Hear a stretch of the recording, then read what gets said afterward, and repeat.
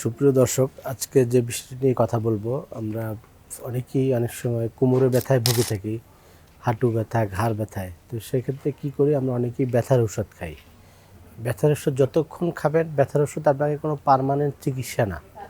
ব্যথার ওষুধ সাময়িকভাবে আপনাকে ব্যথাটা কমায় রাখবে, কিন্তু ব্যথার থেকে মুক্তি পেতে হলে নিয়মিত আপনাকে একজন ফিজিওথেরাপি চিকিৎসকের পরামর্শ অনুযায়ী ব্যায়াম করতে হবে, নিয়মিত পোস্চার কারেকশন করতে হবে, নিয়মিত আপনাদের পেশাগত যে দায়িত্ব পালন করতেছেন তার পাশাপাশি ওটাকে কীভাবে পোস্চারটা মেনটেন হয় এবং যাতে আপনার পোস্চারে কোনো মাসেলসের এক্সট্রা ক্ষতি না হয়, কোনো নার্ভের উপরে কম্প্রেশন না পড়ে, সেইভাবে আপনার ওই প্ল্যান অনুযায়ী আপনার পেশাগত জব অনুযায়ী আপনার জন্য একটা ট্রিটমেন্ট প্ল্যান তৈরি করে দেবে। সর্বোপরি কথা হচ্ছে, আপনাকে ব্যথা থেকে ভালো থাকতে হলে আপনাকে নিয়মিত ব্যায়াম চালিয়ে যেতে হবে। যতদিন জীবিত আছেন, ভেস্তে যাওয়ার আগ পর্যন্ত আপনাকে ব্যায়ামগুলো কন্টিনিউ করতে হবে, তাহলেই আপনাকে ভালো থাকতে পারবেন।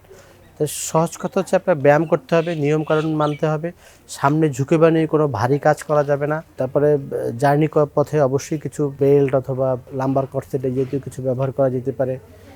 ঝুঁকিপূর্ণ কাজগুলো এড়িয়ে চলতে হবে।